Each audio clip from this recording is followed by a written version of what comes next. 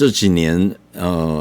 所谓的 AI Artificial Intelligence 方兴未艾啊，其实我那时候一直觉得有点怪怪的，因为到目前为止我都觉得有点怪怪的。什么是 AI 呢？如字面所说的人工智慧，人工智慧跟人类自己的智慧有没有关系？然后人类的智慧来源怎么去养成的？填土之道有道理，海恩我理想中的餐酒生活。我为什么会想要讲这个有关 AI 的话题呢？也是很短，用几个15分钟把它讲完，是因为，这几年不管你有没有在关注这个世界的新闻哦，但是产业界啊，或者是说你至少要关心一下你自己吧。工业革命的时候，机器的发明取代了很多原本人工的这个工作，取代了人工的工作，所以工业发明是一个很重要的一个里程碑。但是这种里程碑就是说，以人类历史进程是好的，但是以那个年代的工作的人是不好的。为什么？因为当你已经熟悉某项技能之后，它是劳力的，它是anyway 主要是以劳力的为主哦，你必须就付出自己的体力，然后去赚取你的薪资。但是一旦工业革命的时候，很多东西很多工作就被取代了，你可能会有自动的工厂啊，那种工厂还是那种可能还是有领班，还是有一些人在里面，但是许多的工作就开始慢慢的不用人亲自去做，或是机器做会比较有效率。然后后来又有一个资讯革命，那个就是电脑的出现嘛。电脑的出现呢，它取代了除了体力上，因为人再怎么有体力，你也不可能24小时工作。人的智力，即便你很聪明，你也不可能24小时都不睡眠，或者是说你去做一些很繁琐、一直要重复计算的那种工作。可是资讯革命电脑的发明，其实就是晶片啊，这个整个大结构的这些东西发明之后，把世界推往了一个更新的领域。但是人类并没有被取代啊，因为在这个阶段，所谓的资讯革命取代的是他用用这个电子回路的手段呢，来让我们的这个你要去繁琐计算这些事情呢，或是所谓的计算精度的问题呢，借由程式语言来做改进，或者是更加的你可以做更多的事情。好，那时候不是开始就发射这个从计算那个氢弹啊，发射这个火箭到登陆月球等等的。当然后面在公司里面，个人电脑啊，大型电脑开始啊，个人电脑啊，然后到我们现在手上，当时还有 PDA 嘛，个人数位助理PDA， 然后到现在手机等等。但是手机呢，其实不能，它只算资讯革命的后期的东西，应该讲它是横跨资讯革命跟所谓的网络革命的这个的中间连接的一个产物哦。网络革命的话，就是现在本来机器是单独的，你现在把它全部连在一起了，透过网络把它连在一起，然后在这之上的话呢，连在一起你就可以资讯共享。资讯共享的话，或者是讲资讯的协作的话，你就可以发挥到更大的算力哦。当然，这个晶片的发展也是很重要哦的。台积电啊，或者早期的这个摩尔定律啊，这个 Intel 的这个从晶片开始做起，然后怎么几八六几八六，然后486，后来一直到 Pentium 什么上去。其实我那时候在玩，但我在念大学，那时候在玩电脑游戏的时候，286啊、386、486啊，然后自己要组装这些东西，当时会觉得说很有趣。我记得我一个同学还跟我讲说，因为我本身念数学的，我一个同学跟我讲说，他觉得写这个程式写的再怎么复杂，那时候我们有在学这些东西。他说硬碟他自己要组装一台电脑出来，然后硬碟20多少你知道吗？20 mega 是mega，然后 giga 吧，我记得是这个整个好像10倍这样去跳，20 mega 很小这我们现在所谓的手机256G giga 是20 mega 的，是那个 giga 是 mega 的几倍啊？大概1000倍吧，我忘这个要去算一下但是他当时讲20 mega 就够了。他说你程式写不了这么多，再怎么写就几 K 而已。结果我那时候跟他讲说，我觉得那只是我们刚开始学，我觉得这个东西会越来越复杂。可是他当时就觉得说这样就够了。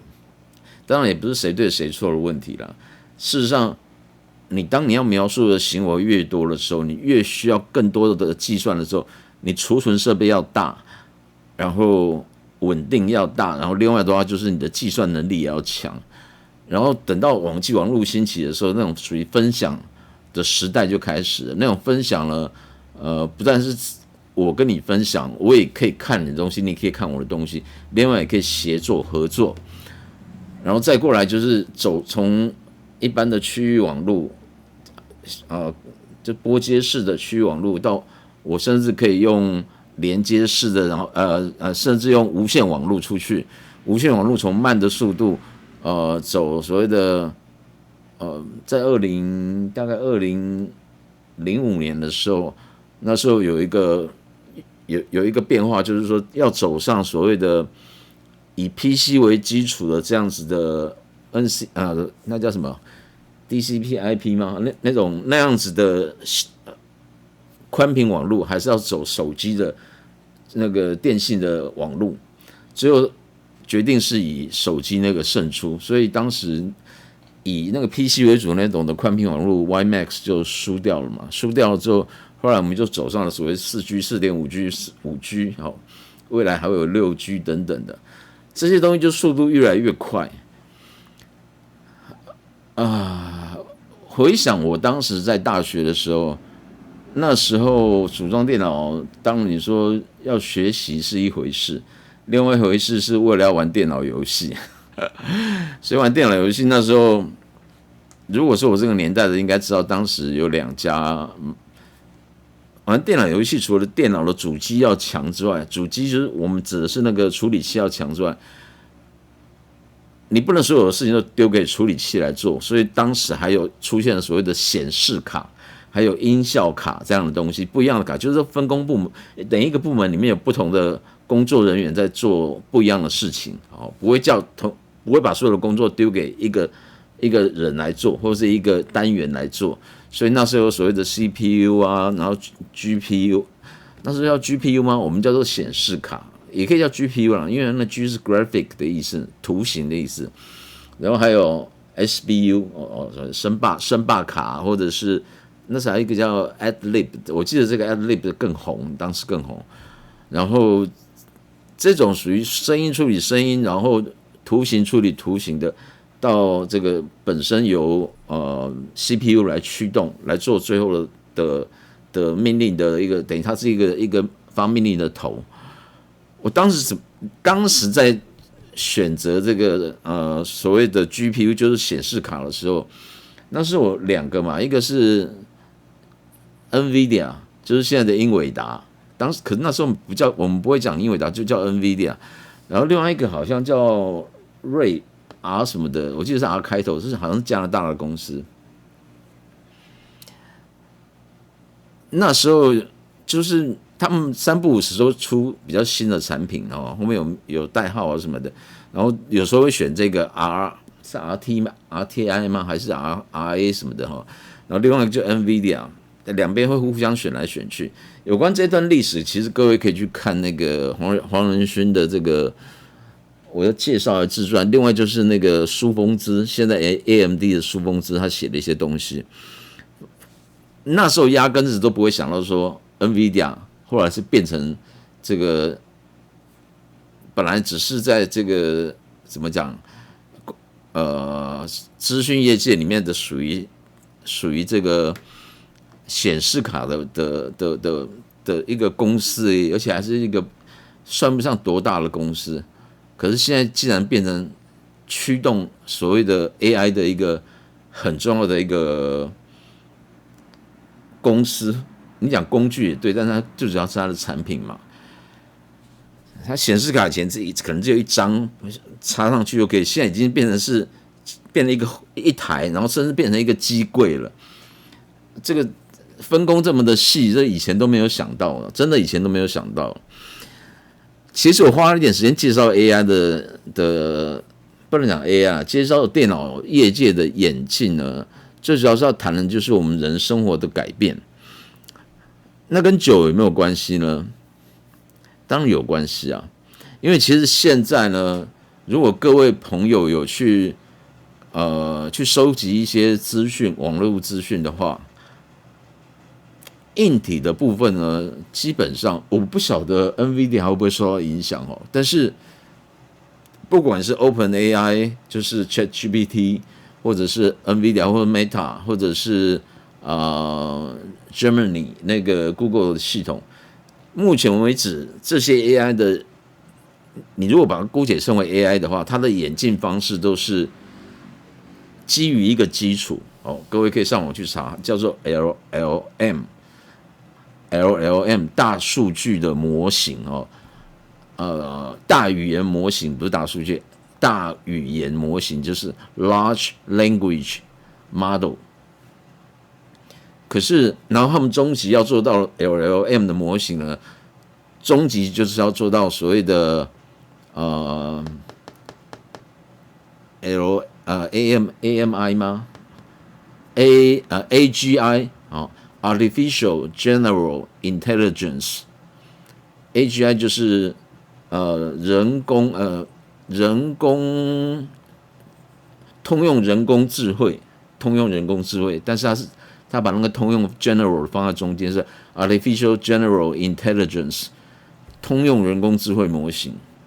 但是这个的架构其实就是来自于 LLM 大语言模型。我当时一直觉得很奇怪因为所谓大语言模型，他们里面有一个字叫 token 就是说你可以把它想成它等于是这个所谓的人工智慧，就是它为什么需要那么多的这种GPU 去增加它的算力、计算的能力其实你讲算力也对啊，但是另外一个其实它就是阅读的能力。为什么？因为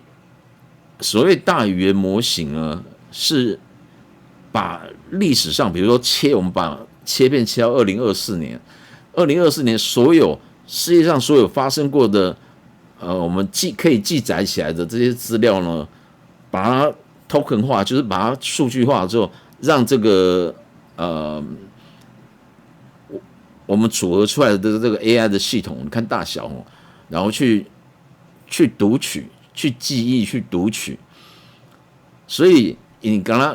如果我们问一个 AI 一个什么问题的话，它其实不是在思考，它是在搜寻、比对资料之后，然后把这个类似的东西把它整合在一起。这样算一种智慧吗？我当时就在用的时候，这阵子我在用这个工具在操作某些东西的时候，一直觉得说它哪里怪怪的。我现在没有讲它是错的因为它现在是在势头上面，而且它的确可以表现出一个风格，或者是说它适合做的的确是做这种整合性的工作写程式啊、文本啊，或者是资料的查询啊，甚至很多东西天马行空，只要过去发生的事情，它都会记录下来，然后你可以问他，你问他的时候，他会做各种比较等等的。所以很多人拿着来写报告啊、写程式啊，模拟哪一个文豪的写作方式啊，或者是说，或者是说拿来这个人写论文啊，对不对？或是模仿，他读了够多了之后，他可以模仿某个人的风格出来。可是这中间有一个环节，这样叫做思考吗？这样叫做思考吗？思考是，你说思考也是思考啊。我们考试的时候也是先念书，然后再来考试嘛。然后这个东西要背在里面，然后你要思考去做这个东西。你要把这些念过的，比如说数学什么什么公式，你知道遇到什么题目的时候，你要去做计算。这样子，人类的行为的确是这样。所以，所谓的 LLM 模型要做到所谓的AGI 通用人工智慧，听起来很跟我们在学习过程，人类在学习过程有一点像。应该讲说，跟人类的教育体系的学习过程有点像。注意哦，我有讲到教育两个字哦。那教育其实就是什么？就是它会有一些我们之前认为的真理的东西，然后老师教给你啊。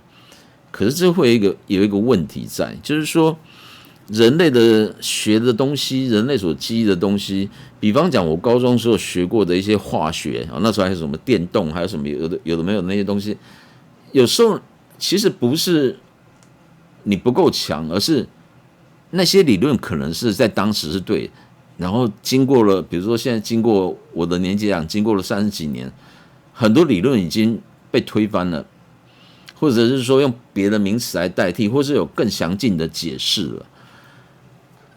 也就是说，你今天，如果人类的教育是如此的话，难怪你 AI 的那些那个计算、那些记忆这些记忆体啊，所以现在股票记忆体很红嘛，计算的东西也很红嘛，这些东西难怪需求越来越大。为什么？因为你要越多东西是进来啊。可是问题是，就像我讲的。就算你现在计算到2024年，你怎么确定说之后的不会有新的改变出来？我现在讲东西还是会跟酒有关哦，虽然有点超过时间了，但是前面这段是一定要提的了，不然你们不会知道我要讲的是什么东西，后面要讲的是什么。因为我觉得怪怪的，就是说，我觉得这个东西比较像是很强的人，但是你要谈智慧。你会说一个很会背书的人，一个很会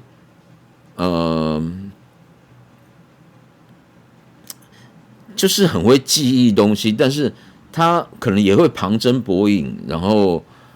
举一反三，讲一个东西会掉书袋，会引用各种东西过来，这样叫做真的很强吗？如果这样叫做很强的话，的确现在的所谓的依照 LLM 这种模型所训练出来的人工智慧，还有 AGI 通用人工智慧，的确是人工智慧没有错，因为它可以取代这种型的人。可是人之为人呢，我们会思考。我讲的思考不是说举一反三，不是说你会去背诵、记忆这些事情，而是人会思考，是会思考的另外一面。其实我认为就是要怀疑，很多东西要怀疑。你不能只是学习旧的东西，或是你把旧的东西觉得一定是对的。如果旧的东西一定是对的，那世界的演变可能在牛顿那一个阶段就已经停止了。可是牛顿的力学到现在，你知道爱因斯坦也是1世纪以前的发明相对论，也是1世纪以前的事情了。真的就是，如果我们就停在牛顿那边，就不会有爱因斯坦了，因为很多东西你就不会去思考，那个就够了，因为那已经可以解释当时的现象了。很多事情我们只是没有发觉到说，用现在的理论解释是不合理的。这也是后来为什么又有量子理论出现的原因哦。那这些东西是不是终端？是不是已经结束了？应该不是吧？人类这个世界有这么简单吗？所以我觉得智慧的表现不应该是就像我们的学习的过程而已，那个只是一个基础，那可以帮助你更快去理解，就是当基础，然后你可以踏在这个基础上面去思考新的东西，然后这些新的东西是不是可以用基础来做解决，或者是说你才会发觉基础的东西某些东西是不稳固的。那你要去发掘新的东西，我觉得跟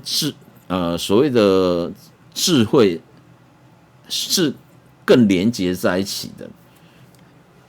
所以人工智慧，你用大语言模型来训练的 AGI， 它真的就是所谓的人工智慧吗？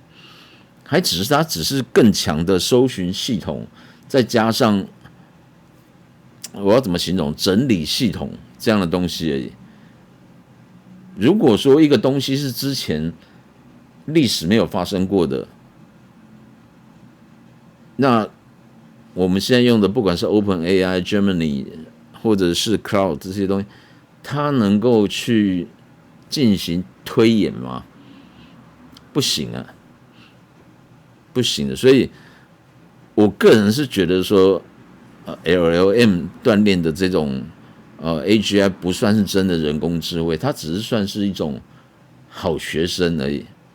好学生，这题外话啦，就是说，基于所谓的 LLM 这种架构出来的人工智慧，不管是哪一种软体 ，Grok、OpenAI、ChatGPT 啊、Cloud 啊，或者是 Gemini 3啊等等，我觉得这些东西都只是差不多的东西而已，差不多因为都是基于以前的累积下来的东西，把它整合起来，然后看你的演算法怎么样去抓出最快最好，或者是整合的最好。但是这中间有一个问题，我要讲跟酒有关的。比方讲，你问这个，假定这是一瓶酒，你把这个名字什么什么什么拉兔什么什么年份写出来，你打入这个打入这个软体里面，不管是哪一个是 ChatGPT 或哪一个都 OK。你问他这个酒怎么样，他可以查到很多资料，网络就像我们 Google 一样，可以查到他在哪里卖多少钱啊，他的 founder 是谁啊，他的过往历史是什么啊，然后他哪些年份可能是好年份啊，他的适饮期是怎么样，他喝起来怎么样，他的产区特性是怎么样，甚至连它的价格怎么样，你要怎么去找到更便宜的价格，然后就是有关 information 这一瓶酒的 information， 他会跟你讲。那你要推测说，今年是2026年了，其实2026年的波尔多的葡萄它还没有种嘛，那你是不是没有种了，还没有开始发芽？那你今年发芽之后去生长，你可能去预测，这个天气预测就很不准啊，天气预测很大的数据啊，你要预测完天气，然后你要去预测说，那2028年当这瓶酒刚出来的时候，2年之后，它风味会是怎么样，它分数会是怎么样，也没有人知道啊。你说那机器我跟你讲，它给你硬盖出一些东西出来，这些东西它就会基于以前的东西，然后来推论，可是这样子就不准了，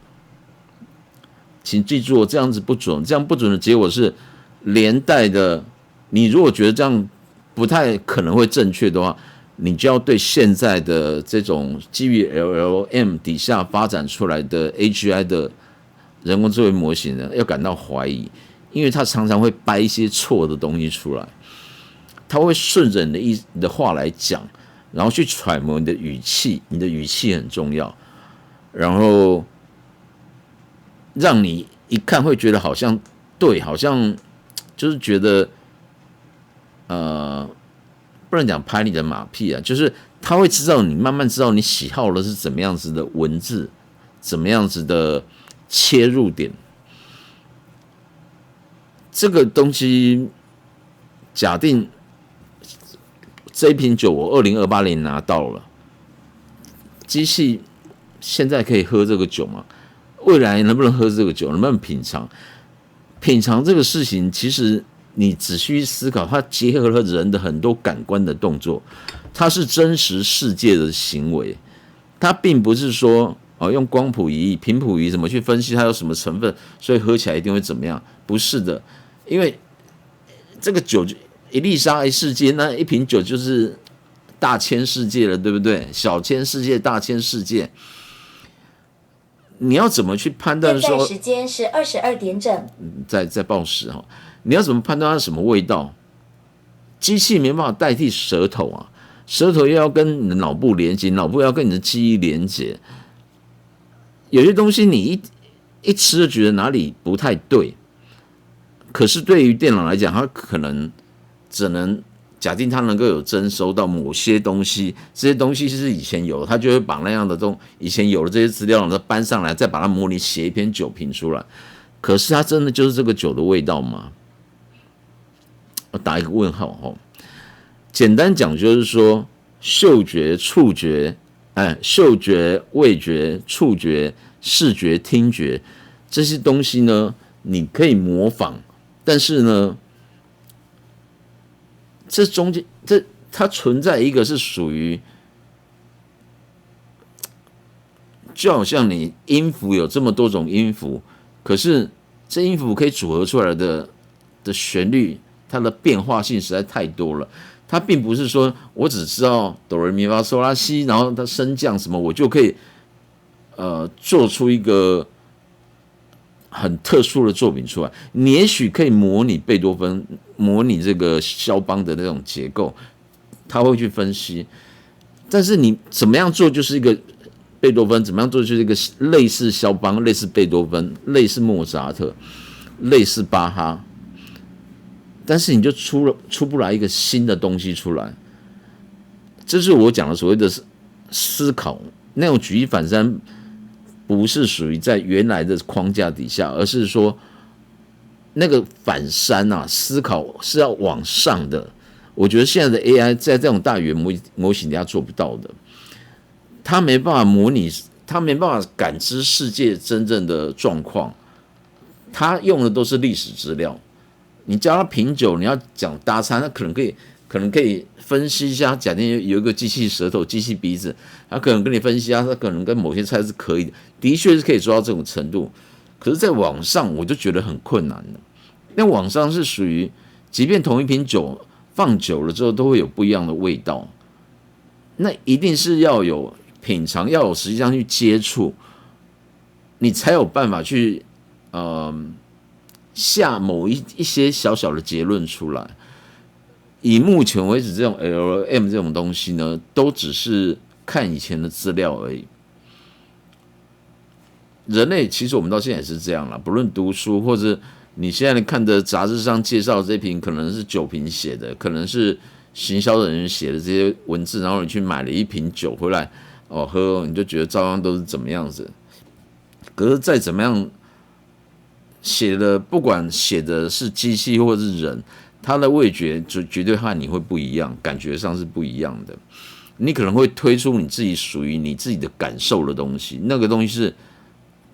机器或别人学不来的，这就是人跟机器上最大的差异性。所以我并不觉得说现在的这种东西叫人工智慧，我觉得那个比较像是综合了以前从工业时代、资讯时代、网络时代的一个综合体而已，一个综合体，就是因为有这些东西当基础所发展出来的一个东西，但是它并没有突破到更往上，更往上的东西，我知道现在有一个英文我不会念，但是中文他们这叫杨丽坤就是那个老外，他不是华人哈。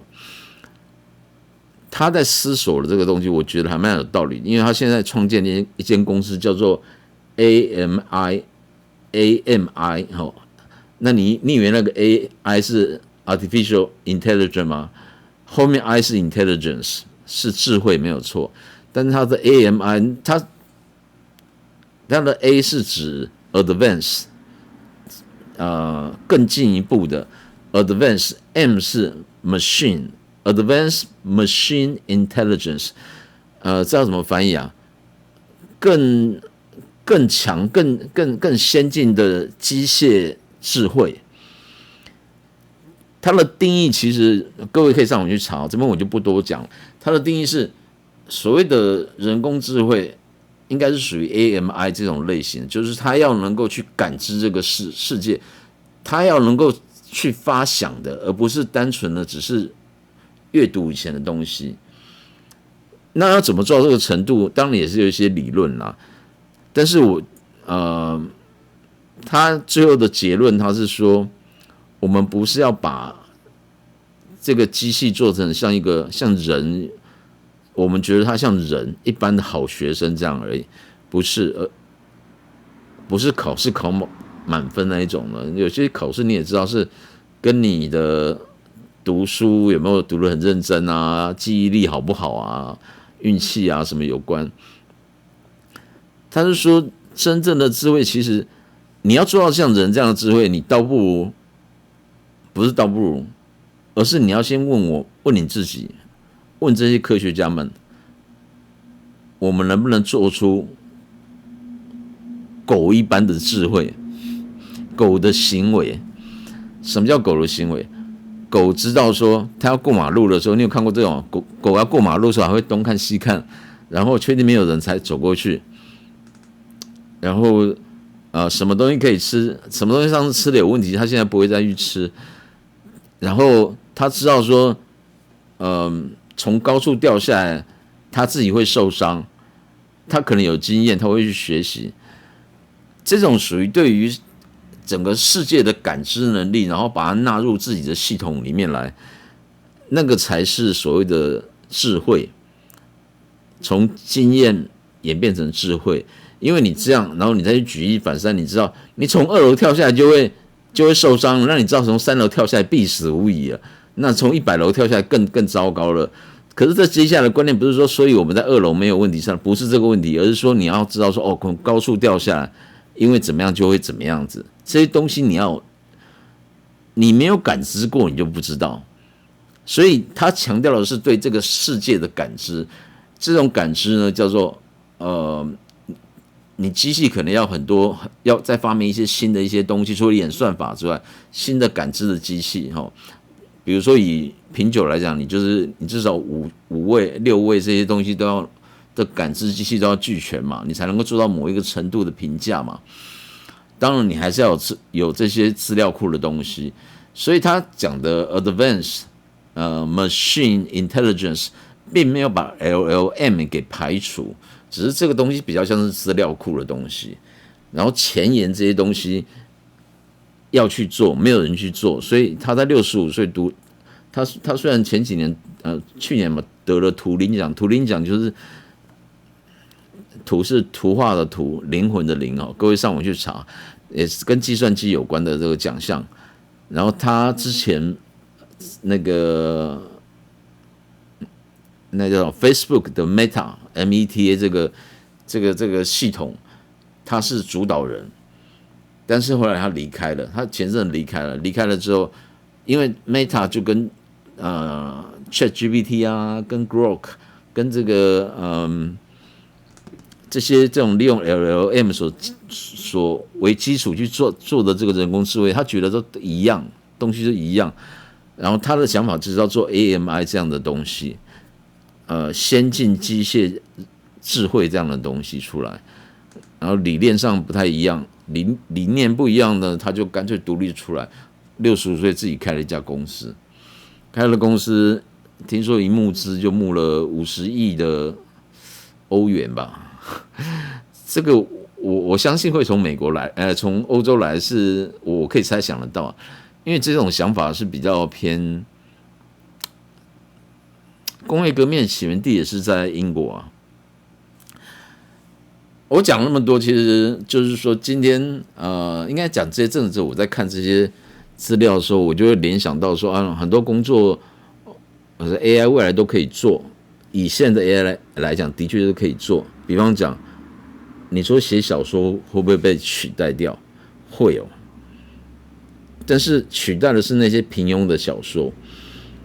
但是他有没有哪一天可以写得出很精彩的东西？有可能哦。你今天把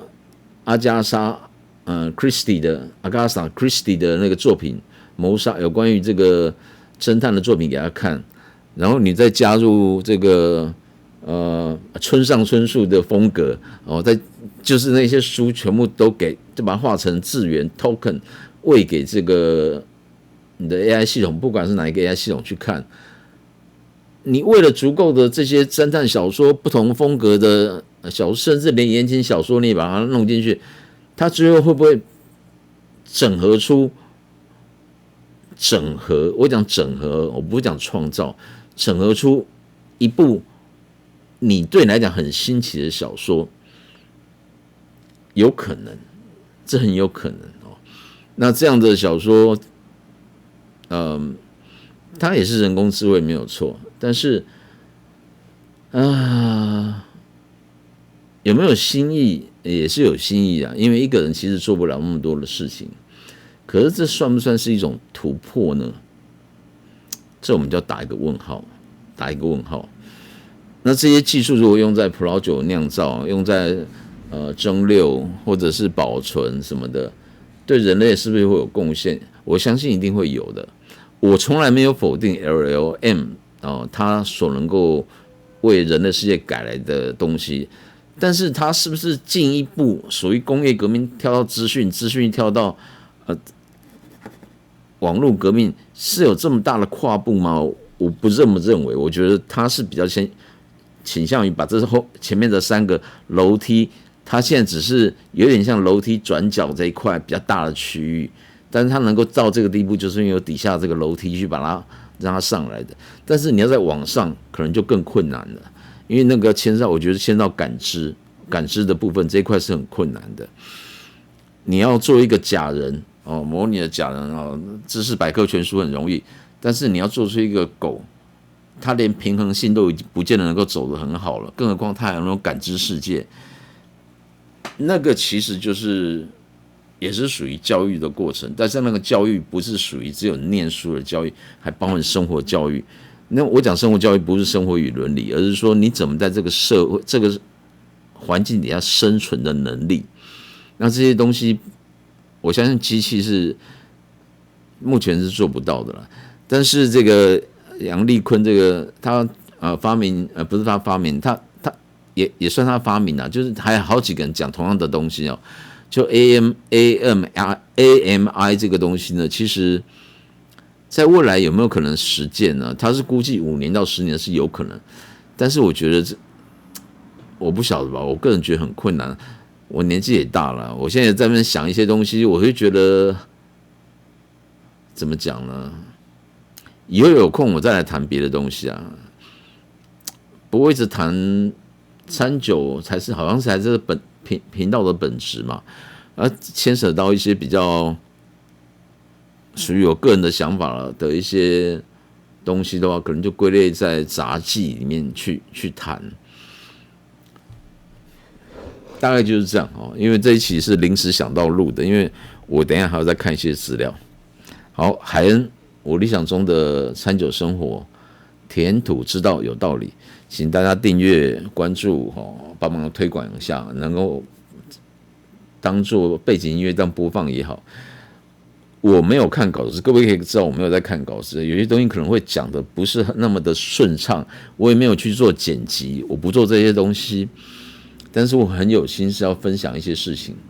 如果你们有一些想法，也可以跟我讨论，没有问题。拜拜。